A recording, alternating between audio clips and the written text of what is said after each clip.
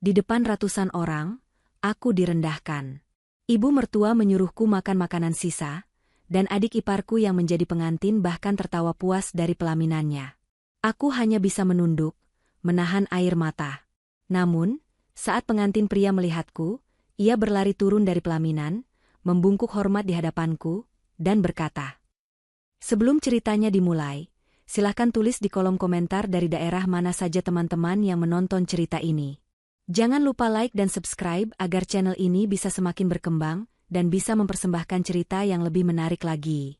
Pintu diketuk dengan 3 hentakan keras yang tidak sabar, seolah sang tamu merasa waktunya terlalu berharga untuk dihabiskan dengan menunggu. Anjani, yang sedang melipat pakaian di ruang tengah rumah mereka yang sederhana, saling pandang dengan suaminya, Adi. Hanya ada satu orang yang mengetuk pintu dengan cara seperti itu, cara yang seolah menuntut pemilik rumah untuk segera membukakan gerbang istana untuk seorang ratu. Ibu Tini, ibu mertuanya. Adi menghela napas panjang, lalu beranjak dari kursinya. "Biar aku yang buka," katanya dengan nada lelah. Anjani hanya mengangguk. Hatinya sudah merasakan firasat tidak enak. Sejak ia menikah dengan Adi 3 tahun lalu, tidak pernah sekalipun kedatangan Ibu Tini membawa kabar baik atau sekadar obrolan hangat seorang ibu kepada menantunya. Kunjungan ibunya selalu menjadi semacam inspeksi mendadak, mencari-cari kesalahan di setiap sudut rumah dan, tentu saja, pada diri Anjani. Pintu terbuka, dan benar saja, sosok Ibu Tini berdiri di sana dengan angkuh. Ia mengenakan setelan batik sutra yang harganya mungkin setara dengan biaya sewa rumah ini selama 6 bulan. Tas kulit bermerek tergantung di lengannya, dan tatapan matanya menyapu dari ujung rambut hingga ujung kaki Adi, sebelum akhirnya mendarat pada Anjani di dalam. Tanpa senyum, ia melangkah masuk, tidak menunggu dipersilakan. "Rumah kalian ini makin sempit saja rasanya," ujarnya sebagai kalimat pembuka, matanya menjelajah setiap perabot dengan tatapan merendahkan. Ia meletakkan sebuah amplop tebal berwarna emas di atas meja kopi dengan bunyi yang cukup keras. "Ini, undangan resepsi Tias. Acaranya di Hotel Bintang 5, jadi ibu harap kalian tidak mempermalukan keluarga." Anjani menelan ludah, merasakan kata-kata itu menusuknya seperti jarum. Ia melirik Adi, yang rahangnya tampak mengeras. Adi menarik kursi untuk ibunya, sebuah gestur sopan yang tidak dibalas dengan ucapan terima kasih. "Kami pasti datang, Bu," jawab Adi dengan suara datar. Ibu Tini tertawa kecil, tawa yang kering dan tanpa kebahagiaan.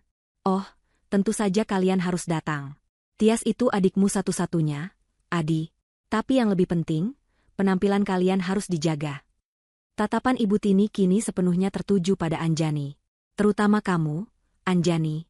Jangan pakai baju kampunganmu yang biasa itu. Kamu tahu kan, tamu yang datang itu bukan orang sembarangan.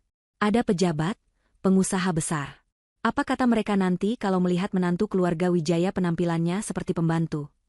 "Cukup." Adi tidak bisa menahannya lagi.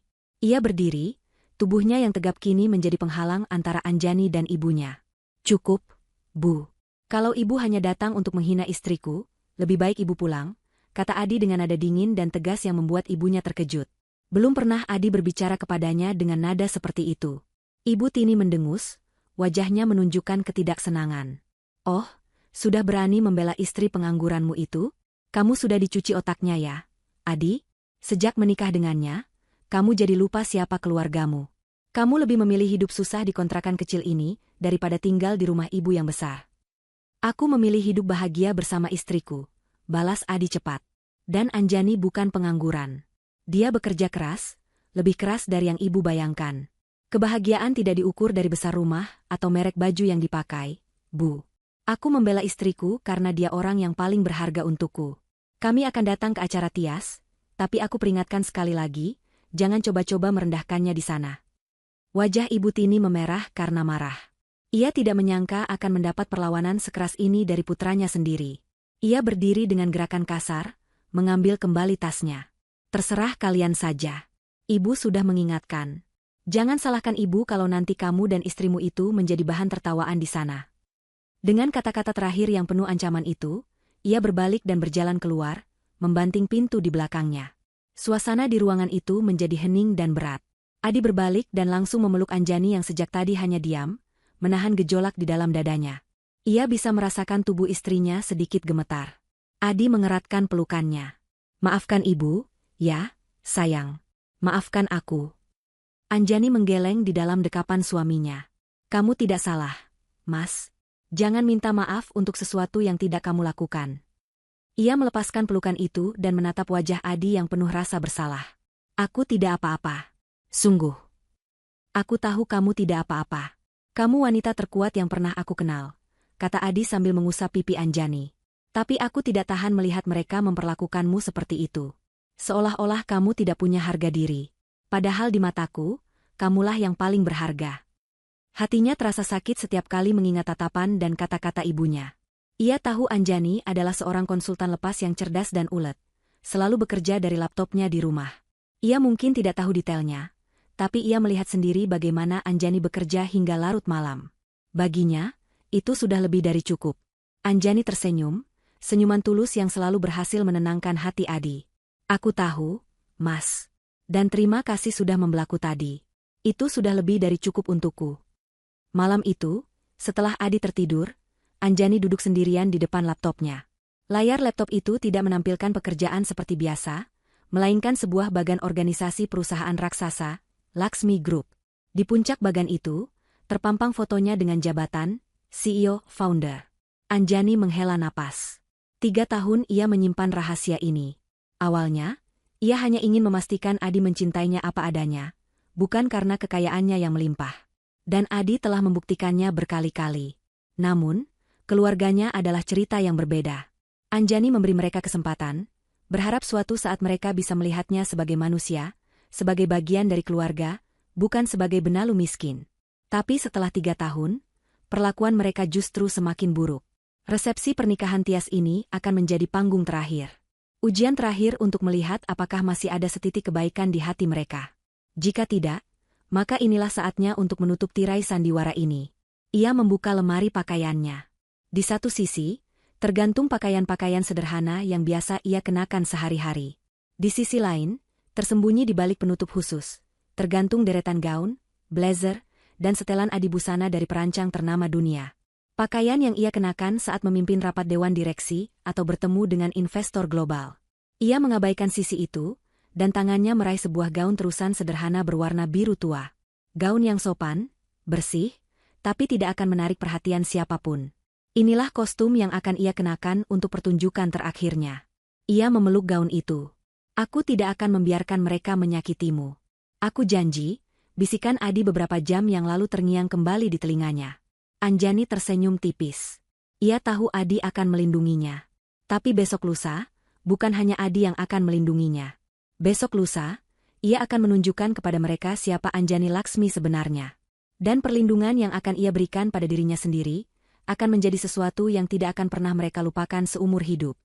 Ballroom Hotel Mahayana berkilauan seperti negeri dongeng. Langit-langitnya yang tinggi dihiasi lampu kristal raksasa yang menebarkan cahaya keemasan ke seluruh ruangan. Karpet tebal berwarna merah marun meredam setiap langkah kaki para tamu yang berlalu lalang dengan pakaian terbaik mereka. Aroma parfum mahal bercampur dengan wangi bunga lili segar yang dirangkai indah di setiap sudut. Musik orkestra mini mengalun lembut, menjadi latar bagi percakapan dan tawa para sosialita dan pengusaha yang hadir. Di tengah kemegahan itu, Anjani merasa seperti seekor burung gereja yang tersesat di antara kawanan merak. Gaun biru tuanya yang sederhana terasa mencolok justru karena kesederhanaannya. Ia menggenggam lengan Adi lebih erat, mencoba mencari kekuatan. Adi, yang tampak gagah dengan setelan jas hitam satu-satunya yang ia miliki, balas menggenggam tangannya, memberinya tatapan menenangkan. Tidak usah pedulikan mereka, bisik Adi di telinga Anjani, menyadari tatapan-tatapan sekilas yang dilontarkan para tamu kepada mereka. Kamu terlihat paling cantik di sini malam ini, karena kamu satu-satunya yang tidak memakai topeng. Anjani tersenyum, merasa sedikit lebih baik. Mereka berjalan perlahan menuju pelaminan untuk memberikan selamat. Tias, sang pengantin wanita, tampak seperti seorang putri dengan gaun putihnya yang bertahtakan ribuan mutiara. Di sampingnya, berdiri Irwan, sang suami, tampak sedikit canggung namun bahagia. Ibu Tini berdiri di dekat mereka, wajahnya berseri-seri saat menerima tamu-tamu penting, namun senyumnya langsung memudar saat melihat Adi dan Anjani mendekat. Selamat, Tias, kata Adi sambil memeluk adiknya. Selamat ya, sambung Anjani dengan senyum tulus. Tias hanya membalas dengan deheman singkat. Matanya menatap Anjani dari atas ke bawah dengan pandangan menilai. Makasih. Kukira kalian tidak akan datang, jawabnya ketus. Sebelum Anjani sempat membalas, Ibu Tini sudah memotong, Sudah, jangan menghalangi jalan. Tamu penting lainnya sudah antre. Ia mendorong mereka menepi dengan halus namun terasa sangat kasar. Adi menarik napas, menahan amarahnya demi menjaga suasana. Ia menarik Anjani menjauh dari panggung pelaminan. Ayo kita cari minuman, ajaknya, mencoba mengalihkan suasana hatinya yang mulai memburuk. Mereka menuju salah satu meja panjang yang menyajikan aneka minuman. Saat Anjani hendak mengambil segelas jus jeruk, Tias tiba-tiba muncul di sampingnya bersama beberapa temannya. Oh, Anjani, kamu di sini juga? Kirain lagi sibuk di dapur, bantu-bantu cuci piring, kata Tias dengan nada mengejek yang disambut tawa kecil dari teman-temannya. Anjani hanya diam, tidak ingin memulai pertengkaran. Ia mencoba berbalik, tetapi Tias dengan sengaja menyenggol lengannya dengan keras. Gelas jus di tangan Anjani terlepas. Isinya yang berwarna oranye terang tumpah dan membasahi bagian depan gaun biru tuanya, meninggalkan noda yang sangat mencolok. UPS. Maaf sekali. Aku benar-benar tidak sengaja, seru Tias dengan nada pura-pura kaget yang sangat kentara. Teman-temannya tertawa lebih keras. Yah, lagi pula gaun murah seperti itu mungkin gampang dicuci, kan? Wajah Anjani memanas. Bukan karena jus yang dingin, tapi karena rasa malu dan amarah yang tiba-tiba membuncah. Ia membeku di tempat, tidak tahu harus berbuat apa, menjadi pusat perhatian di area itu. Saat itulah Adi, yang sedang berbicara dengan seorang teman lama di dekat sana, melihat kejadian itu. Ekspresinya berubah dalam sekejap. Wajah ramahnya mengeras menjadi topeng amarah yang dingin. Ia berjalan cepat menghampiri mereka, langkahnya mantap dan tanpa ragu. Tanpa berkata apa-apa, ia langsung melepaskan jas hitamnya dan menyampirkannya ke bahu Anjani, menutupi noda besar di gaunnya dengan sempurna. Tindakan cepat dan protektif itu membuat tawa teman-teman Tias berhenti seketika. Mereka menatap Adi dengan sedikit gentar. Adi tidak memedulikan mereka. Matanya tertuju lurus pada adiknya, Tias. Jaga kelakuanmu, Tias, desis Adi, suaranya rendah namun penuh penekanan yang mengancam. Jangan mentang-mentang ini acaramu, kamu bisa bertindak sesukamu pada kakak iparmu. Rasa hormat itu tidak datang bersama gaun pengantinmu yang mahal. Kamu harus punya itu di dalam hatimu. Sesuatu yang sepertinya tidak kamu miliki. Tias terkejut dan wajahnya memucat. Ia tidak pernah dibentak seperti itu oleh kakaknya, apalagi di depan teman-temannya. Aku kan tidak sengaja, Mas, gagapnya, mencoba membela diri. Aku melihat apa yang kamu lakukan, potong Adi dengan tajam. Dan semua orang di sini juga melihatnya. Ia menyapukan pandangannya ke sekeliling, membuat beberapa orang yang menonton segera membuang muka. Adi kemudian merangkul Anjani dengan protektif. Ayo, sayang, kita cari tempat lain. Ia menuntun Anjani menjauh dari kerumunan itu, menuju sebuah balkon yang lebih sepi. Udara malam yang sejuk terasa melegakan. Anjani menyandarkan kepalanya di bahu Adi, merasakan kehangatan jas yang membungkusnya. Terima kasih, bisiknya lirih. Aku sudah berjanji, kan? Jawab Adi sambil mengelus punggung istrinya. Mulai sekarang, tetap di sampingku. Jangan biarkan aku lepas. Aku tidak akan membiarkan mereka menyentuhmu lagi. Dari balkon itu, mereka bisa melihat ke dalam ballroom. Pesta masih berlangsung seolah tidak ada yang terjadi. Musik masih mengalun, orang-orang masih tertawa. Anjani melihat Ibu Tini sedang berbicara dengan beberapa wanita sebayanya, sesekali melirik ke arah mereka di balkon dengan tatapan tidak suka. Tidak ada penyesalan di wajah itu, yang ada hanya kekesalan karena drama kecil tadi mungkin sedikit mencoreng citra keluarga sempurnanya. Anjani menarik napas dalam-dalam, menenangkan hatinya. Perlakuan tadi menyakitkan, tapi melihat pembelaan Adi membuatnya merasa jauh lebih kuat. Ia tidak sendirian. Rasa sakit itu kini bercampur dengan tekad yang semakin membara. Rencananya malam ini bukan lagi sekadar ujian. Ini sudah menjadi sebuah keharusan. Sebuah pembalasan yang setimpal untuk kesombongan yang sudah mendarah daging. Ia melirik jam tangannya. Sebentar lagi waktu makan malam utama. Ia punya firasat bahwa Ibu Tini dan Tias belum selesai dengannya. Hinaan tadi hanyalah hidangan pembuka. Dan Anjani tahu, hidangan utama yang mereka siapkan untuknya akan jauh lebih kejam. Namun kali ini, ia tidak akan hanya diam menerima. Karena setelah hidangan utama dari mereka, ia yang akan menyajikan hidangan penutupnya. Sebuah hidangan yang akan mereka sesali seumur hidup. Setelah beberapa saat menenangkan diri di balkon, Adi menggenggam tangan Anjani. Sudah lebih baik? Tanyanya lembut. Anjani mengangguk. Jas milik Adi masih tersampir nyaman di bahunya. Sudah. Ayo kita masuk lagi. Tidak adil kalau kita melewatkan makan malam hanya karena kelakuan mereka. Adi tersenyum, bangga dengan ketegaran istrinya. Mereka melangkah kembali ke dalam ballroom yang riuh, tepat saat pembawa acara mengumumkan bahwa hidangan utama telah tersaji. Deretan meja prasmanan yang panjang memamerkan kemewahan yang luar biasa. Ada udang galah bakar yang kemerahan, tumpukan kepiting saus lada hitam, seekor ikan salmon utuh yang dipanggang dengan rempah-rempah, dan sebuah stasiun khusus di mana koki memotong daging steak wagyu sesuai permintaan tamu. Aroma sedapnya memenuhi udara, membuat siapapun akan tergugah seleranya. Adi menuntun Anjani ke sebuah meja bundar yang agak sepi di sudut ruangan. Kamu duduk manis di sini, biar aku yang ambilkan makanan untuk kita berdua. Kamu mau coba steaknya? Kelihatannya enak sekali, kata Adi dengan semangat. Anjani tersenyum dan mengangguk. Terserah kamu saja, Mas. Aku makan apa saja. Saat Adi berjalan menuju keramaian di area prasmanan, Anjani ditinggal sendirian di meja. Inilah momen yang ditunggu-tunggu oleh Ibu Tini. Dari seberang ruangan, ia memberi isyarat tak kentara kepada seorang pelayan yang sudah ia persiapkan sebelumnya. Pelayan muda itu tampak gugup. Ia berjalan ragu-ragu menuju meja Anjani, langkahnya berat seolah membawa beban yang memalukan. Di tangannya, ia memegang sebuah nampan kecil. Di atas nampan itu bukan piring porselen mewah seperti yang digunakan tamu lain, melainkan sebuah mangkuk keramik putih murahan dengan sedikit retakan di tepinya. Anjani memperhatikan kedatangan pelayan itu dengan kening berkerut. Pelayan itu tiba di mejanya, meletakkan mangkuk itu di hadapan Anjani tanpa berani menatap matanya. Permisi, Bu. Ini hidangan khusus untuk Ibu, katanya terbata-bata, lalu bergegas pergi seolah dikejar setan. Anjani menatap isi mangkuk itu. Di dalamnya ada nasi putih yang agak kering, beberapa potong ayam goreng sisa yang warnanya sudah kusam, dan tumis buncis yang sudah layu dan berair. Makanan itu tampak seperti sisa dari piring orang lain yang dikumpulkan kembali. Perutnya seketika mual. Belum sempat ia memproses penghinaan yang bisu itu, dua bayangan sudah berdiri di samping mejanya. Ibu Tini dan Tias. Ibu Tini tersenyum, senyum kemenangan yang paling Anjani benci. Tias, di sampingnya, menyeringai dengan kejam, menikmati setiap detik dari penderitaan kakak iparnya. Nah, bagaimana? Kamu suka hidangan spesialnya? Tanya Ibu Tini dengan suara yang sengaja dikeraskan, menarik perhatian beberapa meja di sekitarnya. Orang-orang mulai menoleh, percakapan mereka mereda, digantikan oleh bisik-bisik penasaran. Anjani mengangkat wajahnya, menatap lurus ke mata ibu mertuanya. Ia tidak menunjukkan air mata atau ketakutan. Hanya tatapan dingin yang kosong. Keheningannya justru membuat Ibu Tini semakin tertantang untuk mempermalukannya. Makan semua, perintah Ibu Tini. Suaranya kini lebih lantang, lebih tajam. Jangan sia-siakan. Makanan itu pantas buat menantu miskin sepertimu. Jangan coba-coba sentuh prasmanan mewah itu, nanti kotor oleh tanganmu.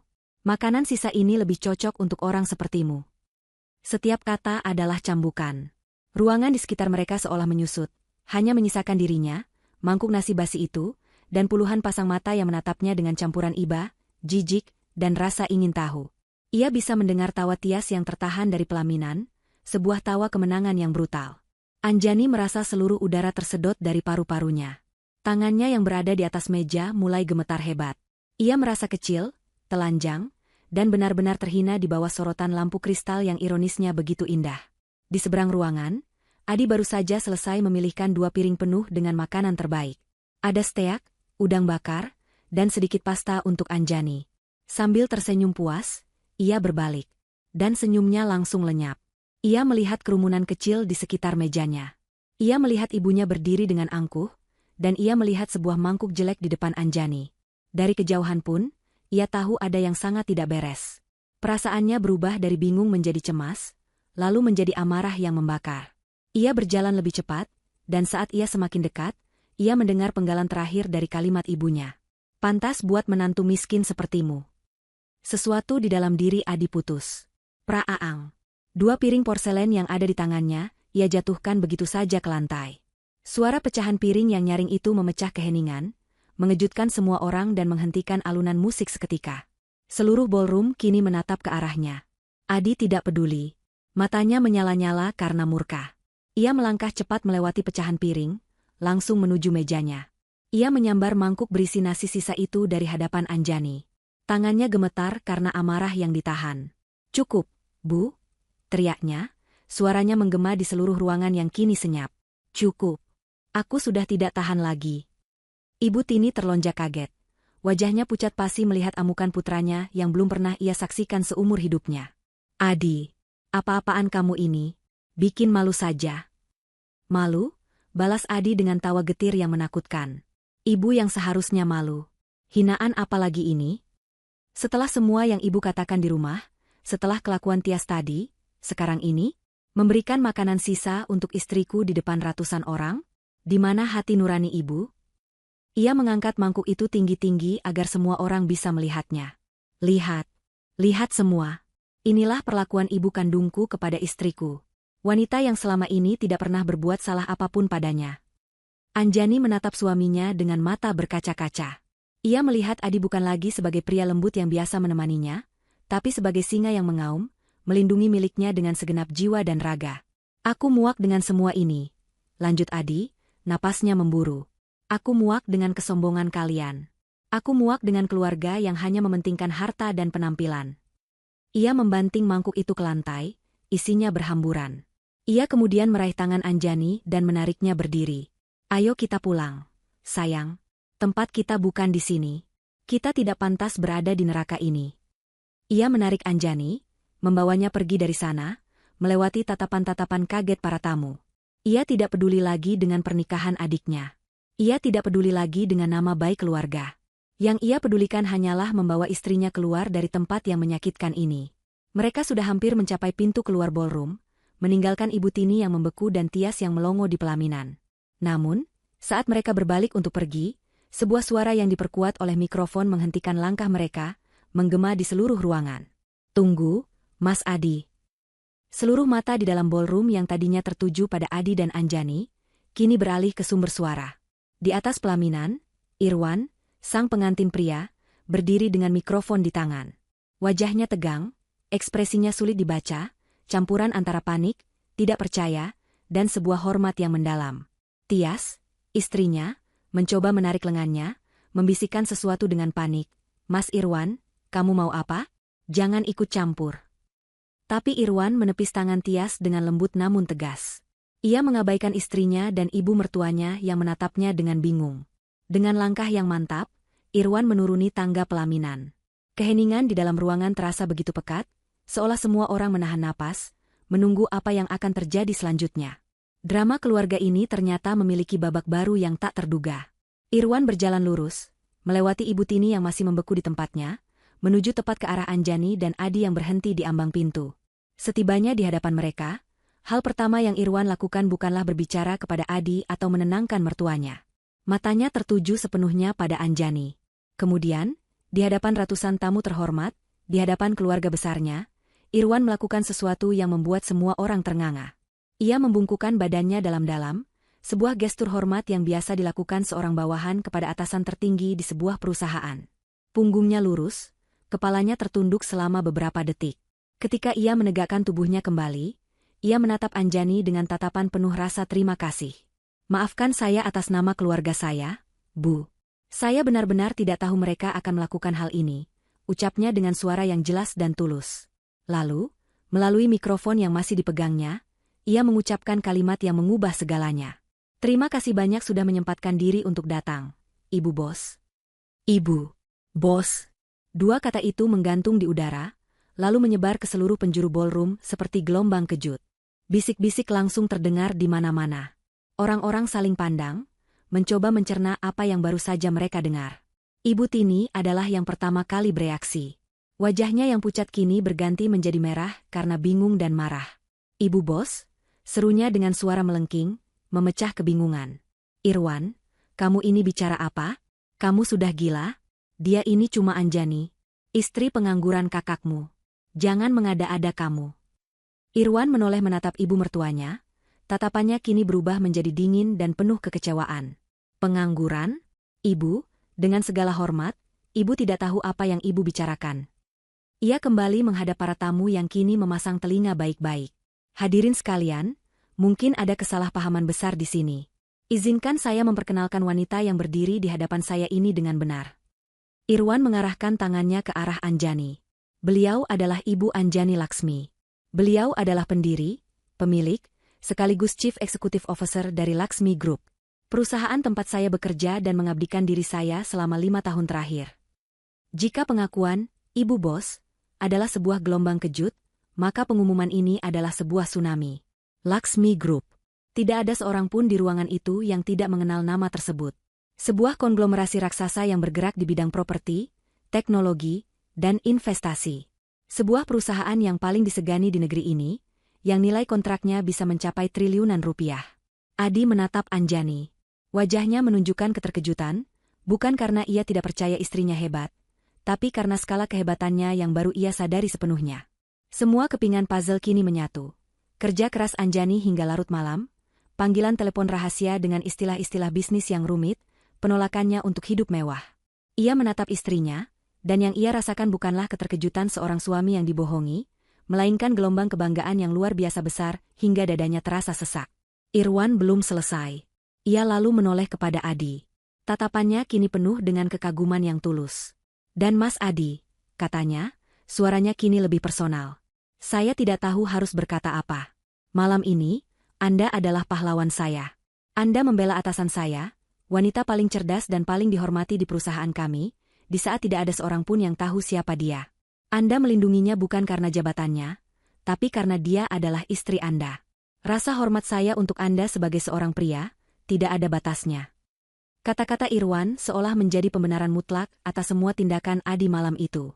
Ia bukan sekadar suami yang mengamuk, ia adalah seorang ksatria yang membela ratunya yang sedang menyamar. Ibu Tini dan Tias di pelaminan tampak seperti patung. Wajah mereka pucat pasi tanpa setetes darah pun. Dunia mereka jungkir balik dalam hitungan detik. Wanita yang selama 3 tahun mereka hina, mereka caci maki, mereka perlakukan lebih rendah dari pembantu, ternyata adalah sosok yang memegang kendali atas nasib banyak perusahaan besar, termasuk perusahaan yang mungkin suatu hari nanti akan mereka mintai tolong. Adi tersenyum, senyum pertama yang tulus malam itu. Ia mengeratkan genggamannya di tangan Anjani, seolah berkata, "Aku di sini, dan aku sangat bangga padamu." Ia lalu menatap wajah ibunya dan adiknya yang syok berat, tatapannya tajam dan penuh perhitungan. Sandiwara telah berakhir, dan kini saatnya untuk memulai babak yang sebenarnya. Babak pembalasan. Sepertinya, kata Adi dengan suara tenang namun mematikan, yang entah bagaimana terdengar oleh semua orang di ruangan yang hening itu. Ada banyak hal yang perlu kita bicarakan dengan keluarga ini. Keheningan yang mencekam pasca pengungkapan identitas Anjani oleh Irwan pecah menjadi riak-riak bisikan yang menyebar cepat ke seluruh penjuru ballroom. Para tamu yang tadinya hanya menjadi penonton pasif, kini berubah menjadi detektif dadakan. Ponsel pintar serentak dikeluarkan dari saku dan tas tangan. Jari-jari dengan cepat mengetik nama, Anjani Laksmi, dan Laksmi Group, di mesin pencari. Dalam hitungan detik, wajah-wajah terkejut dan tatapan tak percaya memenuhi ruangan. Mereka tidak hanya menemukan konfirmasi, mereka menemukan artikel dari majalah bisnis terkemuka, foto-foto Anjani bersama para pejabat negara, dan daftar pencapaiannya yang luar biasa panjang. Wanita sederhana bergaun biru tua yang baru saja dihina dengan semangkuk nasi basi itu, adalah salah satu tokoh korporat paling berpengaruh di negara ini. Kenyataan ini terlalu besar untuk diterima oleh akal sehat Ibu Tini. Logikanya menolak, kesombongannya memberontak. Baginya, ini adalah sebuah serangan terhadap tatanan dunianya, di mana ia adalah sang ratu dan Anjani hanyalah upik abu. Bohong. Ini semua bohong, teriaknya, suaranya pecah dan melengking. Ia menunjuk ke arah Irwan dengan jari gemetar. Ini pasti rekayasa. Kamu sengaja mengarang cerita ini untuk menyelamatkan muka, kan? Kamu bayar berapa orang ini untuk mengaku-ngaku? Hah? Jangan kira aku bisa dibodohi. Irwan menatap ibu mertuanya dengan ekspresi yang menyedihkan. Ia sudah menduga penolakan seperti ini akan terjadi. Tanpa membalas ucapan Ibu Tini, ia memberi isyarat kepada operator audiovisual yang bertugas untuk acara pernikahan itu. "Mas, tolong buka browser di layar utama. Buka situs resmi Laksmi Group," katanya melalui mikrofon, suaranya tenang dan berwibawa. Semua mata kini tertuju pada layar proyektor raksasa di belakang pelaminan, layar yang beberapa saat lalu masih menampilkan foto-foto romantis Tias dan Irwan. Kini, layar itu menampilkan halaman pencarian, lalu kursor bergerak membuka situs korporat Laksmi Group. Halaman utama situs itu menampilkan gedung pencakar langit yang megah, kantor pusat perusahaan itu. Lalu kursor mengklik menu, tentang kami, dan memilih submenu, Dewan Direksi. Dan di sana, di paling atas halaman, terpampang sebuah foto profesional Anjani. Di foto itu, ia mengenakan blazer berwarna antrasit yang elegan, rambutnya ditata rapi, dan matanya menatap lurus ke kamera dengan sorot yang tajam, cerdas, dan penuh wibawa. Di bawah foto itu tertulis namanya dengan jelas. Anjani Laxmi, Founders Chief Executive Officer.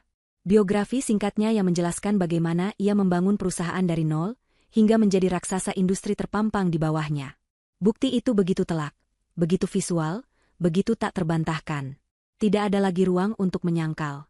Foto Anjani yang penuh kuasa di layar raksasa itu seolah menatap rendah pada Ibu Tini dan Tias, menjadi monumen abadi bagi kebodohan mereka. Tias yang berdiri di pelaminan terhuyung ke belakang, ditangkap oleh para pengiring pengantin. Wajahnya yang dirias cantik kini luntur oleh keringat dingin. Dunia dongengnya hancur berkeping-keping. Pada saat itulah, Adi melangkah maju. Dengan tenang, ia mengambil alih mikrofon dari tangan Irwan. Ia tidak menatap layar, ia tidak perlu melihatnya. Ia menatap lurus ke arah ibunya yang berdiri gemetar, lalu menyapukan pandangannya ke seluruh tamu undangan. "Kenapa? Ibu kaget?" tanya Adi, suaranya yang tenang diperkuat oleh sistem suara, terdengar jelas di setiap sudut ruangan. Ibu syok melihat kenyataan bahwa wanita yang ibu anggap sampah ternyata adalah emas murni. Ia berhenti sejenak, membiarkan kata-katanya meresap. "Sejujurnya, aku pun terkejut malam ini. Tapi bukan terkejut karena siapa istriku sebenarnya. Aku terkejut dengan skala kesuksesannya yang ia sembunyikan dengan begitu rendah hati. Tapi aku tidak pernah terkejut dengan kualitas dirinya. Tidak sedetik pun. Sejak pertama kali aku mengenalnya, aku selalu tahu bahwa Anjani adalah wanita yang luar biasa. Cerdas, kuat, ulet, dan memiliki prinsip hidup yang lurus. Aku melihatnya bekerja tanpa lelah, aku melihatnya mengatasi masalah dengan kepala dingin, aku melihat kebaikan hatinya yang tulus kepada semua orang, tanpa memandang status mereka. Aku jatuh cinta padanya karena semua itu. Bukan karena apa yang ia miliki, tapi karena siapa dirinya." Adi kini kembali menatap ibunya dan adiknya dengan sorot mata yang menusuk. "Hanya saja, Ibu dan Tias, kalian terlalu sibuk. Terlalu sibuk menilai orang dari merek tas yang mereka bawa, dari mobil yang mereka kendarai, dari besar rumah yang mereka tinggali. Kalian terlalu buta oleh kilau materi, sehingga kalian tidak bisa melihat kilau jiwa seseorang. Kalian melewatkan kesempatan untuk mengenal wanita terbaik yang pernah aku temui, hanya karena kesombongan kalian sendiri. Jadi, jangan tanya kenapa aku membelanya. Aku akan selalu membelanya. Bahkan jika dia benar-benar seorang pengangguran miskin seperti yang selalu ibu katakan, aku akan tetap berdiri di sini, melindunginya dari hinaan kalian. Karena dia istriku. Dan aku, lebih dari siapapun di dunia ini, bangga menjadi suaminya." Pidato singkat Adi yang tulus dan kuat itu seolah memberikan pukulan terakhir bagi Ibu Tini. Para tamu undangan, yang tadinya hanya berbisik-bisik, kini banyak yang menganggukkan kepala tanda setuju. Beberapa bahkan memberikan tepuk tangan pelan. Mereka tidak hanya melihat seorang CEO yang direndahkan, mereka melihat sebuah kisah cinta yang tulus dan seorang suami yang berdiri sebagai pilar kekuatan untuk istrinya. Reputasi keluarga Wijaya hancur lebur, sementara reputasi Adi dan Anjani justru terbangun kokoh di atas puing-puingnya. Anjani menatap suaminya yang berdiri gagah di sisinya, hatinya meluap oleh perasaan cinta dan syukur. Pembelaan Adi di depan semua orang ini terasa lebih berharga daripada semua kekayaan yang ia miliki. Inilah kemenangan sejatinya. Di tengah keheningan yang kembali menyelimuti, sebuah ingatan tiba-tiba melintas di benak Ibu Tini, menghantamnya seperti sambaran petir di siang bolong. Sebuah ingatan tentang proposal bisnis. Proyek terbesar dan terpenting dalam sejarah perusahaan konstruksi milik keluarganya. Proyek pembangunan kompleks apartemen mewah, Laxmi Residence. Ia ingat betul nama itu sekarang. Sebuah proyek yang nasibnya berada di ujung tanduk, menunggu satu tanda tangan persetujuan final. Tanda tangan dari CEO Laxmi Group. Tanda tangan dari Anjani. Keringat dingin mulai membanjiri pelipis Ibu Tini. Kakinya terasa lemas seolah tulangnya berubah menjadi jeli. Proyek Laxmi Residence. Proyek itu adalah satu-satunya harapan untuk menyelamatkan perusahaan Wijaya Karya yang sedang terbelit utang besar. Selama berbulan-bulan, almarhum suaminya dan kini dirinya telah mengerahkan segala cara untuk bisa memenangkan tender itu. Mereka menggunakan koneksi, memberikan penawaran terbaik, bahkan sampai menyuap beberapa manajer tingkat menengah, semua demi mendapatkan proyek bernilai triliunan rupiah itu. Mereka diberitahu bahwa persaingan sangat ketat, dan keputusan akhir sepenuhnya berada di tangan sang CEO, seorang wanita yang dikenal sangat teliti, misterius, dan tanpa kompromi. Dan wanita itu adalah Anjani. Wanita yang baru saja ia beri makan nasi sisa. Wanita yang ia sebut miskin dan kampungan. Ibu Tini merasa seolah tanah di bawah kakinya terbelah, dan ia akan jatuh ke dalam jurang tak berdasar. Ia tidak hanya melakukan kesalahan sosial yang fatal, ia telah melakukan bunuh diri finansial. Ia telah menghina Dewi penentu nasib keluarganya. Keputusasaan mengalahkan kesombongannya. Ia harus melakukan sesuatu. Ia harus memperbaiki ini. Dengan sisa-sisa tenaganya, ia berjalan terhuyung-huyung, bukan menuju Anjani, melainkan menuju putranya, Adi. Ia mencoba menggunakan kartu terakhir yang ia miliki, ikatan darah. Adi anakku, panggilnya dengan suara serak dan memelas, mencoba meraih lengan putranya. Wajahnya yang angkuh kini penuh dengan permohonan yang menyedihkan. Adi, tolong ibu, nak, bicara pada istrimu. Kamu harus menolong keluarga kita. Perusahaan ayahmu, masa depan kita semua, ada di tangannya. Tolong, Adi. Demi ayahmu. Adi menatap tangan ibunya yang mencoba menggapainya, lalu menatap wajah ibunya yang penuh kepura-puraan. Ia tertawa, tawa dingin tanpa humor sedikitpun. Keluarga? Tanyanya, menekankan kata itu dengan nada sarkastis. Keluarga mana yang ibu bicarakan? Keluarga yang selama 3 tahun tidak pernah menganggap istriku ada? Keluarga yang selalu mencibir di belakang kami? Keluarga yang ibunya tega memberikan makanan sisa kepada menantunya sendiri di hari pernikahan putrinya? Setiap pertanyaan Adi adalah sebuah tamparan tak terlihat bagi Ibu Tini. Keluarga tidak saling menghancurkan, Bu. Keluarga saling mendukung dan melindungi. Malam ini, Ibu dan Tias telah menunjukkan siapa kalian sebenarnya. Kalian bukan keluargaku lagi. Adi menarik lengannya dari jangkauan ibunya, lalu merangkul pinggang Anjani, menariknya lebih dekat. Keluargaku adalah Anjani. Titik. Penolakan itu begitu telak, begitu final. Tidak ada lagi celah untuk negosiasi. Ibu Tini mundur selangkah. Napasnya sesak, seolah baru saja dipukul di ulu hati. Saat itulah Anjani, yang sejak tadi lebih banyak diam dan mengamati, akhirnya angkat bicara. Ia melangkah maju selangkah, tatapannya tenang namun membawa beban otoritas yang tak terbantahkan. Ia menatap lurus ke mata ibu mertuanya. Ibu Tini, panggilnya, suaranya tidak keras, namun cukup untuk membuat semua orang diam dan mendengarkan. Selama 3 tahun saya menjadi istri Adi, saya tidak pernah meminta apapun dari Anda. Saya tidak butuh uang Anda, saya tidak butuh rumah mewah Anda. Saya hanya menunggu satu hal. 1 ons kebaikan dari Anda. 1 ons rasa hormat sebagai sesama manusia. Tapi dalam 3 tahun, bahkan 1 ons itu pun tidak pernah saya dapatkan. Anjani berhenti sejenak. Tatapannya menyapu Tias yang menangis terseduh-seduh di pelaminan, lalu kembali ke Ibu Tini. Anda benar. Nasib perusahaan Anda ada di tangan saya. Tapi izinkan saya memberi Anda pelajaran bisnis pertama dari saya, secara gratis. Bisnis dibangun di atas 2 pilar utama, kepercayaan dan rasa hormat. Malam ini, Anda telah menunjukkan kepada saya dan kepada semua orang di sini, bahwa Anda tidak memiliki keduanya. Bagaimana saya bisa mempercayakan proyek triliunan rupiah kepada orang yang bahkan tidak bisa menghormati anggota keluarganya sendiri? Pertanyaan retoris itu menggema di dalam keheningan, menghancurkan sisa harapan terakhir Ibu Tini. Para tamu undangan, terutama yang berasal dari kalangan bisnis, mengangguk-angguk paham. Mereka tahu persis apa maksud Anjani. Di dunia korporat, karakter adalah segalanya.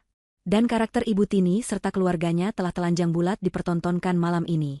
Beberapa kolega bisnis yang tadinya akrab dengan Ibu Tini kini mulai menghindari tatapannya, perlahan-lahan menjaga jarak, seolah takut tertular racun dari keluarga Wijaya. Isolasi sosial itu terjadi begitu cepat dan brutal.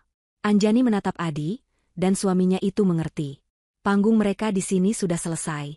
Tidak ada lagi yang perlu dikatakan atau dibuktikan. Adi mengangguk. Ia menggenggam tangan Anjani dengan erat. Tempat kita bukan di sini, kata Adi. Kali ini bukan sebagai pelarian, tetapi sebagai sebuah pernyataan. Mereka bukan lagi korban yang lari dari penghinaan, melainkan pemenang yang meninggalkan medan perang yang telah mereka taklukkan. Dengan kepala tegak, berdua, bergandengan tangan, mereka berbalik. Melangkah dengan mantap menuju pintu keluar, meninggalkan Ibu Tini yang jatuh terduduk di lantai dengan tatapan kosong. Tias yang meratapi pernikahannya yang hancur, dan ratusan pasang mata yang menatap mereka dengan campuran rasa kagum, hormat, dan sedikit rasa takut. Mereka berjalan sebagai 2 orang yang melawan satu dunia, dan malam itu, mereka menang. Kepergian Adi dan Anjani dari ballroom, meninggalkan lubang besar yang langsung diisi oleh kekacauan. Para tamu tidak lagi berusaha menyembunyikan keterkejutan mereka. Bisik-bisik berubah menjadi gumaman yang lebih keras, dan gumaman itu berubah menjadi percakapan terbuka tentang skandal luar biasa yang baru saja mereka saksikan. Pesta pernikahan yang tadinya menjadi ajang pamer kemewahan keluarga Wijaya, kini telah berubah menjadi panggung teater yang mempertontonkan kebusukan mereka. Beberapa tamu, terutama yang memiliki kepentingan bisnis, mulai pamit dengan alasan dibuat-buat, tidak ingin citra mereka diasosiasikan dengan keluarga yang sedang jatuh bebas itu. Di tengah pusaran kekacauan itu, Tias, sang pengantin, akhirnya tersadar dari kelumpuhan akibat syok. Namun kesadarannya tidak membawa penyesalan, melainkan amarah yang meledak-ledak. Ia merobek senyum palsu yang sejak tadi menempel di wajahnya dan menatap suaminya, Irwan, dengan mata menyala-nyala. Baginya, biang keladi dari semua ini bukanlah ibunya atau dirinya sendiri, melainkan pria yang baru beberapa jam lalu mengucapkan janji suci di hadapannya. "Kenapa kamu lakukan ini, Mas?" jeritnya histeris, suaranya terdengar pecah. Ia memukul-mukul dada Irwan dengan kepalan tangannya yang mungil. "Kenapa kamu bela dia? Kenapa kamu harus membuka mulutmu? Kamu lihat apa yang terjadi sekarang? Kamu menghancurkan hari pernikahanku. Hari paling penting dalam hidupku. Kamu merusaknya." Irwan tidak bergeming. Ia membiarkan Tias melampiaskan amarahnya, menerima setiap pukulan tanpa ekspresi. Setelah Tias kehabisan tenaga dan tangisnya berubah menjadi isakan yang tersengal-sengal, barulah Irwan menangkap kedua pergelangan tangannya. Ia menatap lurus ke mata istrinya yang basah oleh air mata, namun tatapannya bukan lagi tatapan cinta yang hangat, melainkan tatapan dingin yang penuh dengan kekecewaan yang mendalam. "Aku menghancurkannya?" tanya Irwan dengan suara rendah yang berbahaya. "Atau kamu dan ibumu yang sudah menghancurkannya jauh sebelum aku membuka mulut? Kamu pikir aku akan diam saja melihat kalian memperlakukan seorang wanita, siapapun dia, dengan cara sekeji itu? Tapi dia itu Anjani, kakak iparku yang menyebalkan," balas Tias, masih mencoba membela diri. "Dia adalah atasanku," potong Irwan dengan tegas. "Seorang pemimpin yang memberiku kesempatan kerja saat aku baru lulus kuliah. Seorang mentor yang mengajariku tentang integritas dan kerja keras. Seorang wanita yang membangun kerajaan bisnisnya dari nol dengan keringat dan otaknya sendiri. Sementara kamu dan ibumu," Irwan berhenti sejenak, tatapannya menyapu Tias dari ujung rambut hingga ujung gaunnya yang mahal. "Apa yang sudah kalian bangun selain tumpukan kesombongan di atas harta warisan?" Kata-kata Irwan begitu tajam, begitu tepat sasaran, hingga membuat Tias terdiam 1000 bahasa. "Aku menikahi kamu, Tias," lanjut Irwan, suaranya kini sedikit melunak, namun syarat dengan kesedihan. "Aku pikir di balik sifat manjamu, ada hati yang baik. Aku pikir kamu adalah wanita yang berbeda dari ibumu. Ternyata aku salah. Sangat salah." Ibu Tini, yang baru saja berhasil bangkit berdiri dengan bantuan beberapa kerabat, mendengar percakapan itu. Ia berjalan tertatih-tatih menghampiri mereka. "Irwan, sudah cukup. Jangan memperkeruh suasana. Ini masalah keluarga, kita selesaikan di rumah nanti." Irwan tertawa kecil mendengar kata, "keluarga." "Tidak, Bu. Ini bukan lagi masalah keluarga. Ini masalah prinsip. Masalah karakter." Ia melepaskan tangan Tias, lalu melakukan sesuatu yang membuat napas Tias dan ibunya tercekat. Dengan gerakan perlahan dan disengaja, Irwan melepas cincin kawin emas putih yang melingkar di jari manisnya. Cincin yang baru saja ia pasangkan beberapa jam yang lalu. Ia menatap Tias lekat-lekat. "Aku tidak bisa membangun rumah tangga di atas pondasi yang busuk. Aku tidak bisa hidup dengan seorang istri yang hatinya penuh dengan kebencian dan kekejaman. Tapi aku akan memberimu satu kesempatan terakhir." Ia meletakkan cincin itu di atas meja terdekat yang terjangkau oleh mereka. Benda kecil itu berkilau di bawah cahaya lampu, menjadi simbol dari nasib pernikahan mereka. "Buktikan padaku bahwa aku salah menilaimu," kata Irwan, suaranya kembali tegas dan tak terbantahkan. "Buktikan bahwa masih ada kebaikan di dalam dirimu. Cari Anjani dan Mas Adi sekarang. Minta maaflah kepada mereka. Bukan maaf karena takut miskin atau karena ingin menyelamatkan proyek. Tapi maaf yang tulus dari dalam hatimu, karena kamu sadar telah menyakiti perasaan orang lain. Lakukan itu di hadapanku. Jika kamu bisa melakukannya," lanjut Irwan, "aku akan memasang kembali cincin ini di jarimu, dan kita akan mencoba memperbaiki semuanya dari awal. Tapi jika kamu menolak, atau jika maafmu hanya sebuah sandiwara." Ia menunjuk ke arah cincin itu. "Maka anggap saja pernikahan ini tidak pernah terjadi. Aku akan mengurus pembatalannya besok pagi. Pilih sekarang." Ultimatum itu begitu absolut, begitu final. Tidak ada ruang untuk negosiasi. Ibu Tini panik. "Tias, turuti saja apa katanya. Cepat minta maaf." Apa susahnya sih? Cuma minta maaf. Desaknya, motivasinya jelas hanya untuk menyelamatkan kondisi finansial keluarga. Namun Tias hanya menatap cincin itu, lalu menatap Irwan, lalu kembali ke cincin itu. Di satu sisi ada egonya, harga dirinya yang sudah terlanjur tinggi, dan rasa malunya untuk mengakui kesalahan. Di sisi lain, ada masa depannya, suaminya, dan semua kemewahan yang ia impikan. Seluruh hidupnya dipertaruhkan dalam satu keputusan. Wajahnya yang basah oleh air mata kini menunjukkan kebingungan dan pergulatan batin yang hebat. Seluruh tamu yang tersisa di ballroom itu menatapnya, menunggu. Pesta pernikahannya yang megah telah resmi berubah menjadi pengadilan publik atas karakternya. Di bawah tekanan yang luar biasa dari ultimatum Irwan dan desakan ibunya, Tias akhirnya membuat keputusan. Dengan isakan yang dibuat-buat, ia mengangguk lemah. Baik-baik, aku akan minta maaf. Lirihnya, ia tidak menatap mata Irwan saat mengatakannya, tatapannya kosong menatap lantai.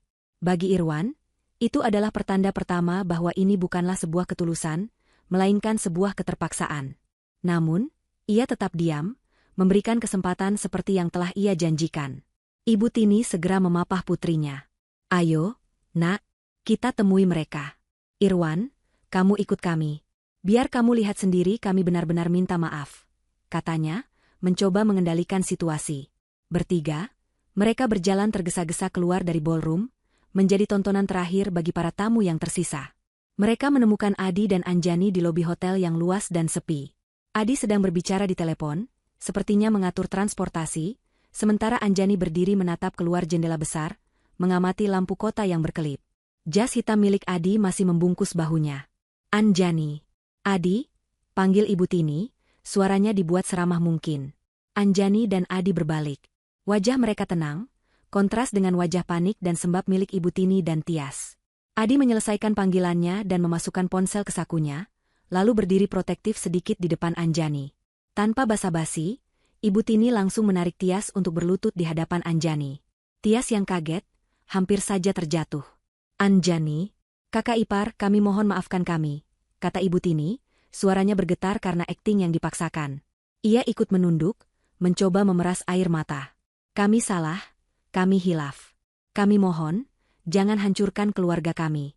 Maafkan Tias, maafkan Ibu. Tias, yang kini berlutut di lantai marmer yang dingin, ikut menimpali dengan suara sengau. Iya, Kak Anjani, aku minta maaf. Aku benar-benar menyesal. Aku janji tidak akan mengulanginya lagi. Tolong maafkan aku. Permohonan maaf itu terdengar begitu menyedihkan. Namun, baik Anjani maupun Adi bisa melihat dengan jelas apa yang ada di baliknya. Tidak ada satu kata pun tentang penyesalan telah menyakiti perasaan Anjani. Semua kalimat mereka berpusat pada, jangan hancurkan keluarga kami. Ini bukanlah permintaan maaf. Ini adalah negosiasi bisnis yang putus asa. Adi tertawa sinis, membuat Tias dan Ibu Tini mengangkat wajah mereka. Sandiwara yang bagus sekali. Kalian berdua seharusnya menjadi aktris. Ia maju selangkah, tatapannya menusuk tajam. Kalian pikir kami bodoh? Kalian pikir permintaan maaf yang didasari oleh rasa takut kehilangan uang itu tulus? Di mana permintaan maaf ini 3 tahun yang lalu? Di mana permintaan maaf ini tadi pagi? Di mana permintaan maaf ini bahkan 1 jam yang lalu? Sebelum kalian tahu siapa istriku sebenarnya. Maaf kalian tidak ada harganya, karena maaf kalian palsu, lanjut Adi dengan dingin. Irwan, yang berdiri beberapa langkah di belakang mereka, hanya bisa menunduk. Ia telah melihat cukup. Ia tahu keputusannya sudah benar. Ibu Tini dan Tias membeku, sandiwara mereka terbongkar. Mereka tidak punya jawaban. Anjani, yang sejak tadi diam, kini melangkah maju melewati Adi. Ia menatap Tias yang masih berlutut. Ia tidak menunjukkan kemarahan, hanya sebuah ketenangan yang menakutkan. Ia mengeluarkan ponselnya. Kalian ingin tahu apa itu keputusan bisnis yang didasarkan pada karakter? Tanyanya dengan suara pelan. Dengan gerakan yang disengaja, ia menekan sebuah nomor panggilan cepat. Telepon itu tersambung dalam sekali dering. Halo, Sekretaris Han, sapanya, suaranya datar dan profesional, sangat kontras dengan suasana emosional di sekitarnya. Selamat malam, Ibu CEO. Batalkan seluruh proposal kerjasama yang diajukan oleh Wijaya Karya, perintah Anjani, setiap katanya diucapkan dengan jelas dan tegas. Tidak ada negosiasi, tidak ada peninjauan ulang. Selain itu, masukkan perusahaan tersebut dan seluruh anak perusahaannya ke dalam daftar hitam permanen Laksmi Group. Daftar hitam. Blacklist. Itu adalah hukuman mati di dunia korporasi. Artinya, bukan hanya proyek ini yang batal, tapi selamanya pintu Laksmi Group dan seluruh jaringannya akan tertutup rapat untuk keluarga Wijaya. Baik, Ibu. Akan segera saya laksanakan, jawab sekretarisnya tanpa bertanya. Terima kasih. Anjani menutup teleponnya. Hening. Suara yang paling keras di lobi itu adalah suara napas Ibu Tini yang tercekat di tenggorokan. Warna telah sepenuhnya terkuras dari wajahnya dan tias. Ini adalah akhir. Bukan hanya akhir dari harapan mereka, tapi akhir dari segalanya. Anjani memasukkan kembali ponselnya ke dalam tas. Ia menatap suaminya dan tersenyum tipis. Ayo kita pulang, Mas. Adi mengangguk, rasa bangga terpancar jelas di wajahnya. Ia meraih tangan Anjani, menggenggamnya erat. Tanpa menoleh sedikitpun ke arah ibu dan adiknya yang hancur, ia menuntun Anjani menuju pintu keluar utama hotel. Mereka berjalan sebagai pasangan yang solid, sebagai satu kekuatan yang utuh, meninggalkan puing-puing kesombongan di belakang mereka. Sementara itu, Irwan menatap Tias yang masih terduduk lemas di lantai. Ia berjalan mendekat, lalu berjongkok di hadapannya. Ia tidak mengatakan apa-apa. Ia hanya meletakkan cincin kawinnya di lantai marmer di sebelah tangan Tias, lalu berdiri dan berjalan pergi ke arah yang berlawanan, tanpa pernah menoleh ke belakang. Saat Irwan melangkah keluar dari lobi hotel, ponselnya bergetar. Sebuah pesan masuk dari sekretaris Han. Pesan itu singkat, Ibu Anjani menghargai integritas Anda, Pak Irwan. Sebuah pertemuan telah dijadwalkan untuk Anda dengan Dewan Direksi minggu depan, perihal promosi Anda sebagai Kepala Pengembangan Regional. Irwan membaca pesan itu, dan untuk pertama kalinya malam itu, ia tersenyum. Setelah Anjani, Adi, dan Irwan meninggalkan lobi, Ibu Tini dan Tias masih terduduk di lantai marmer yang dingin selama beberapa menit, dilumpuhkan oleh kebenaran yang brutal. Dunia mereka, yang dibangun di atas fondasi rapuh berupa status dan kekayaan, telah runtuh menimpa mereka. Suara tawa dan musik yang samar-samar terdengar dari ballroom kini terdengar, seperti ejekan dari kehidupan yang baru saja direnggut dari mereka. Dengan sisa-sisa harga diri yang ada, Ibu Tini susah payah bangkit berdiri dan menarik lengan Tias yang masih menangis sesenggukan. Berdiri, Tias. Jangan tunjukkan pada orang-orang kita hancur. Desisnya. Namun, saat mereka melangkah kembali ke dalam ballroom, mereka disambut oleh pemandangan yang jauh lebih buruk daripada yang mereka tinggalkan. Pesta telah mati. Kabar tentang apa yang terjadi di lobi, pembatalan proyek dan status daftar hitam, telah menyebar lebih cepat dari api. Beberapa tamu yang penasaran telah mengikuti mereka keluar dan menyaksikan langsung drama permintaan maaf yang gagal itu, lalu bergegas kembali ke dalam untuk menyebarkan berita paling panas malam itu. Hasilnya adalah kepanikan massal yang sunyi. Para tamu, terutama para pengusaha dan kolega bisnis, serempak berpamitan. Tidak ada lagi ucapan selamat yang panjang, yang ada hanya anggukan canggung dan alasan tergesa-gesa untuk pergi. Selamat ya, Tias. Maaf, kami harus segera pulang, ada urusan mendadak. Adalah kalimat yang mereka dengar berulang kali, diucapkan dengan tatapan yang menghindari mata mereka. Mereka tahu apa artinya ini. Di dunia mereka, berita menyebar dengan cepat. Berurusan dengan keluarga yang masuk daftar hitam Laksmi Group sama saja dengan bunuh diri bisnis. Dalam waktu kurang dari setengah jam, ballroom yang tadinya penuh sesak dengan ratusan tamu kini hampir kosong. Hanya tersisa beberapa puluh kerabat dekat yang tinggal karena rasa canggung dan tidak enak hati. Kursi-kursi kosong, piring-piring berisi makanan mewah yang tak tersentuh, dan gelas-gelas anggur yang masih penuh menjadi saksi bisu dari bencana sosial itu. Orkestra sudah berhenti bermain, para musisinya mengemasi instrumen mereka dengan bingung. Suasana yang tadinya meriah kini terasa ganjil, sunyi, dan menyedihkan. Di tengah kehancuran itu, datanglah gelombang serangan berikutnya. Seorang pria berjas rapi yang merupakan manajer hotel, diikuti oleh wanita parubaya yang merupakan kepala wedding organizer, menghampiri Ibu Tini. Wajah mereka yang tadinya ramah dan penuh senyum kini tampak kaku dan serius. Permisi, Ibu Tini, sapa sang manajer hotel, nadanya formal dan dingin. Mengingat situasinya, dan karena sebagian besar pembayaran untuk acara ini belum dilunasi, pihak hotel meminta agar sisa pembayaran diselesaikan malam ini juga. Wanita wedding organizer itu menimpali dengan cepat. Suaranya terdengar cemas. Betul, Bu. Tagihan untuk dekorasi, catering, musik, dan lain-lain juga jatuh tempo malam ini. Totalnya masih sekitar 700 juta rupiah. Ibu Tini menelan ludah. Ia melirik Tias yang berdiri gemetar di sampingnya. Tentu saja akan saya lunasi, jawabnya, mencoba terdengar tenang. Ia membuka tas mahalnya dan mengeluarkan sebuah kartu kredit berwarna hitam, kartu kredit dengan limit tak terbatas yang selalu menjadi kebanggaannya.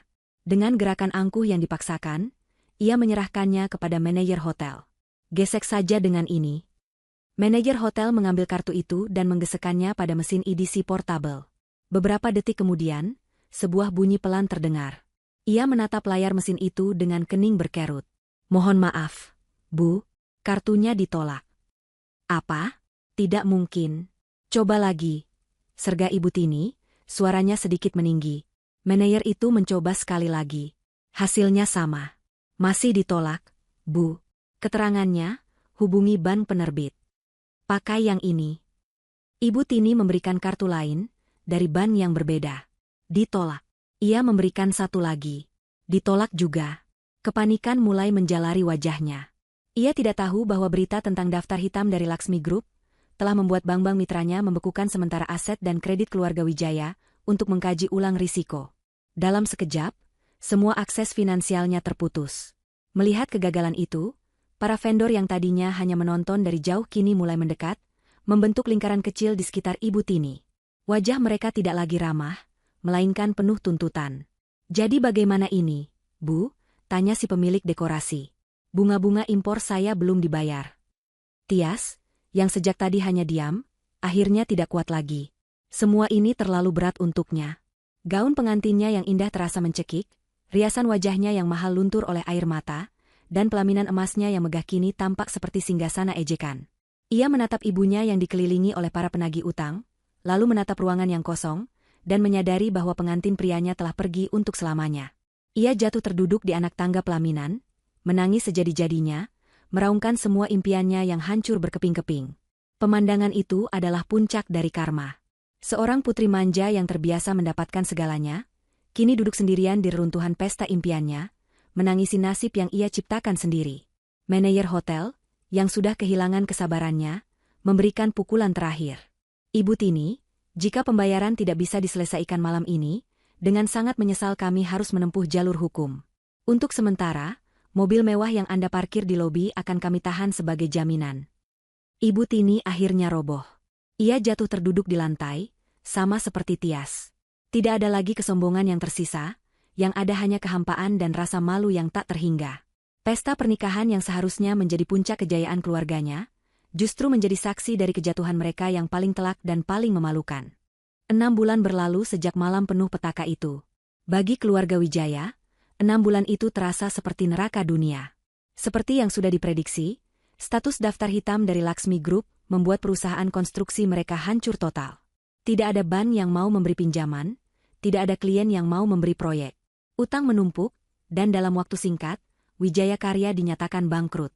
Ibu Tini terpaksa menjual rumah mewahnya, beserta seluruh perabotan dan koleksi tas bermereknya, hanya untuk membayar sebagian kecil dari utang mereka. Mobil-mobil mewah mereka disita. Mereka harus pindah ke sebuah rumah kontrakan kecil dengan 2 kamar di pinggiran kota, sebuah lingkungan yang dulu tidak akan pernah sudi ia lewati sekalipun. Tias, yang pernikahannya dibatalkan secara resmi seminggu setelah resepsi, menjadi bahan gunjingan di seluruh kalangan sosialita. Teman-teman yang dulu selalu mengelilinginya kini menghilang tanpa jejak. Ia menghabiskan hari-harinya mengurung diri di kamar, meratapi nasibnya. Karma telah membayar lunas kesombongan mereka, mengubah hidup mereka dari kemewahan menjadi perjuangan sehari-hari. Di sisi lain kota, sebuah fajar yang baru telah menyingsing bagi Anjani dan Adi. Setelah malam itu, hubungan mereka menjadi lebih kuat dari sebelumnya. Adi telah membuktikan kesetiaannya yang tak tergoyahkan, dan Anjani akhirnya bisa hidup bebas tanpa harus menyembunyikan siapa dirinya. Mereka pindah ke sebuah rumah yang indah dan luas, namun tetap terasa hangat dan nyaman, jauh dari kesan pamer yang norak. Adi, dengan dukungan penuh dari Anjani, memutuskan untuk mengundurkan diri dari pekerjaan lamanya.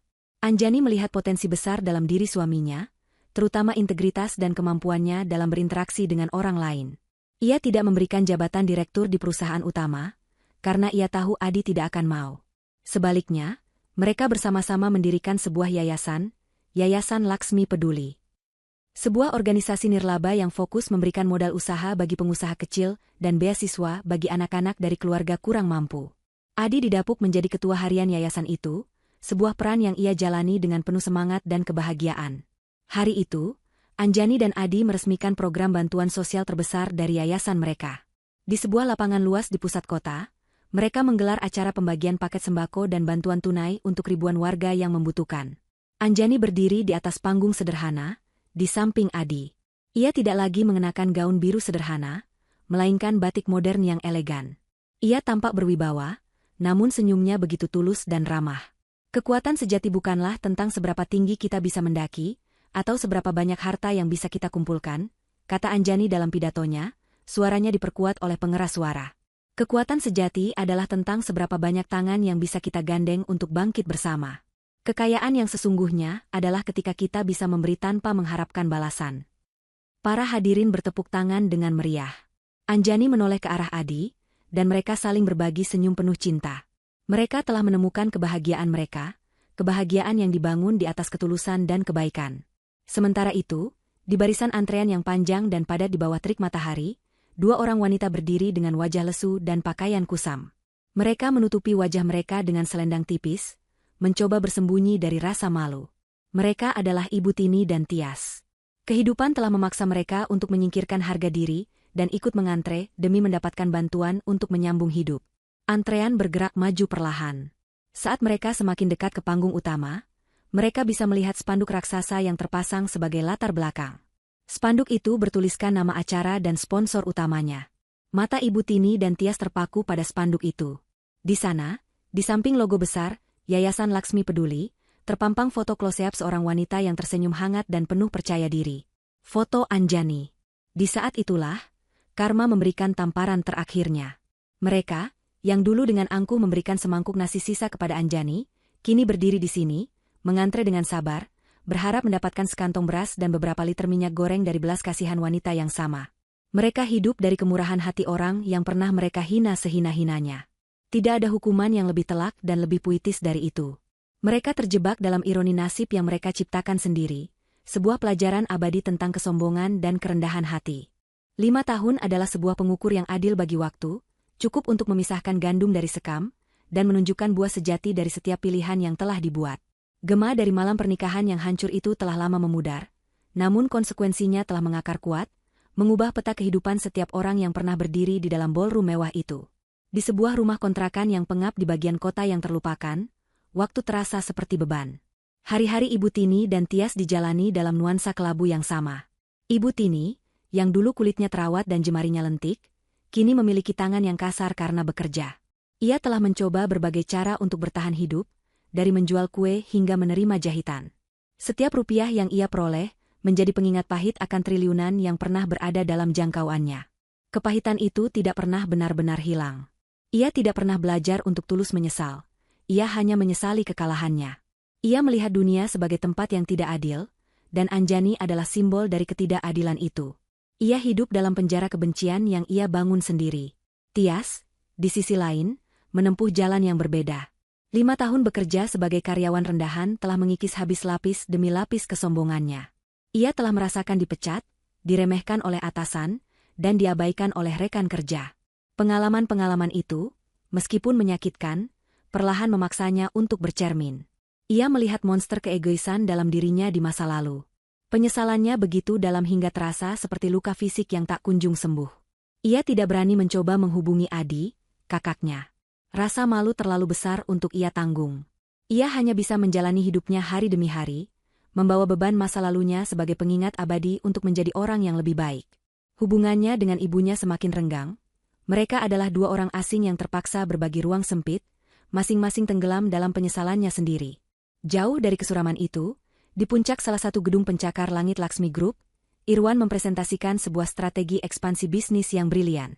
Posisinya sebagai Vice President Operasional menjadikannya salah satu eksekutif paling dihormati di perusahaan. Integritas yang ia tunjukkan 5 tahun lalu menjadi fondasi karirnya yang meroket. Anjani melihat kualitas itu dan memberinya tanggung jawab besar, yang ia emban dengan sempurna. Hidup juga memberinya kebahagiaan personal. Ia telah menikah dengan Rina, seorang wanita yang tulus dan cerdas, dan kini mereka memiliki seorang putra kecil. Ia telah menemukan segalanya yang pernah ia impikan dalam sebuah pernikahan. Kemitraan, rasa hormat, dan cinta yang tulus. Ia mendapatkan hadiahnya karena memilih jalan yang benar pada saat yang paling menentukan. Sementara itu, Anjani dan Adi telah mendefinisikan ulang arti dari sebuah pasangan berkuasa. Setelah malam pernikahan itu, Anjani melakukan perombakan besar dalam filosofi Laksmi Group. Ia percaya bahwa kekuatan korporasi sebesar miliknya membawa tanggung jawab yang sepadan. Maka, ia membentuk sebuah divisi baru yang revolusioner, Divisi Investasi Sosial Laksmi. Divisi ini tidak bekerja seperti program CSR biasa yang hanya memberikan donasi sesaat. Misinya adalah menggunakan kekuatan, teknologi, dan sumber daya perusahaan untuk menciptakan perubahan sosial yang berkelanjutan dan menguntungkan bagi komunitas. Dan untuk memimpin divisi raksasa dengan anggaran tak terbatas ini, ia hanya mempercayai satu orang, suaminya, Adi. Adi, dengan gelar Vice President of Social Investment, menemukan panggungnya yang sesungguhnya. Ia bukan lagi bayang-bayang istrinya, melainkan kekuatan pendorong di balik wajah baru Laksmi Group yang lebih manusiawi. Ia memimpin proyek-proyek ambisius, merevitalisasi kawasan kumuh menjadi perumahan vertikal yang layak huni dan terjangkau, membangun pusat pelatihan teknologi di daerah-daerah terpencil untuk menciptakan lapangan kerja baru, dan mendanai startup yang berfokus pada energi terbarukan dan pertanian berkelanjutan. Ia tidak memberikan ikan, ia membangun ekosistem pemancingan yang modern. Kebahagiaan mereka disempurnakan oleh kehadiran putri mereka yang kini berusia 4 tahun, Bening. Ia adalah jangkar dan pusat kebahagiaan mereka. Suatu akhir pekan, mereka bertiga mengunjungi salah satu proyek percontohan kebanggaan Adi. Sebuah desa nelayan di pesisir utara yang dulunya termasuk salah satu yang termiskin, kini telah bertransformasi.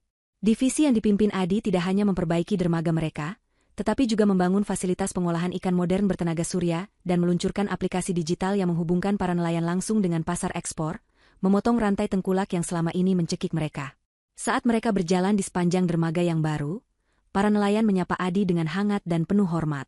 Mereka tidak melihatnya sebagai atasan, melainkan sebagai mitra yang telah mengangkat harkat hidup mereka. Anjani mengamati suaminya dari kejauhan, hatinya meluap karena bangga. Adi sedang menjelaskan cara kerja sistem lelang digital di ponselnya kepada sekelompok nelayan tua, dan ia tampak begitu hidup, begitu bersemangat. Anjani kemudian mengajak Bening untuk duduk di tepi pantai, memperhatikan perahu-perahu nelayan yang kini dilengkapi dengan teknologi pelacak ikan bantuan dari Laksmi Group. Seorang wanita parubaya, istri salah seorang nelayan, menghampiri mereka sambil membawa 2 buah kelapa muda. "Silakan diminum, Bu Anjani. Ini hasil dari kebun kami sendiri," katanya sambil tersenyum ramah.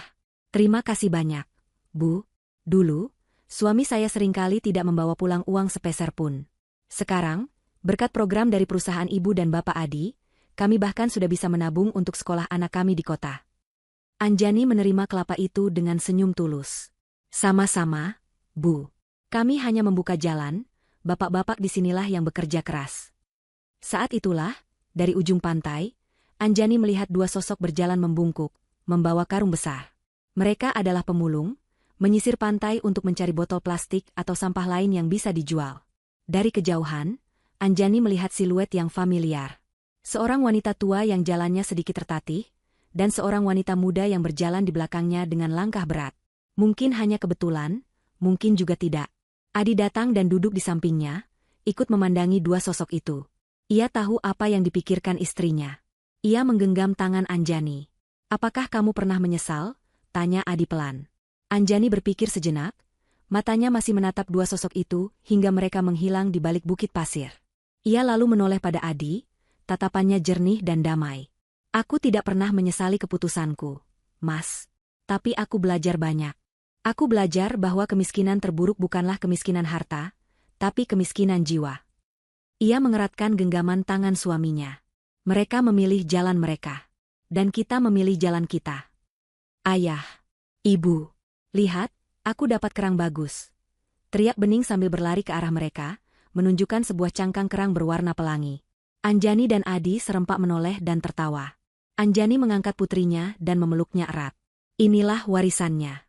Bukan hanya sebuah perusahaan bernilai miliaran dolar. Warisannya adalah senyum di wajah para nelayan itu, masa depan yang lebih cerah bagi anak-anak mereka, dan tawariang putrinya sendiri. Bersama Adi, ia tidak hanya membangun sebuah kerajaan bisnis, mereka membangun sebuah kerajaan kebaikan. Dan di atas tahta cinta dan rasa hormat, mereka memerintah sebagai raja dan ratu atas kebahagiaan mereka sendiri, sebuah kebahagiaan yang sejati dan tak ternilai harganya.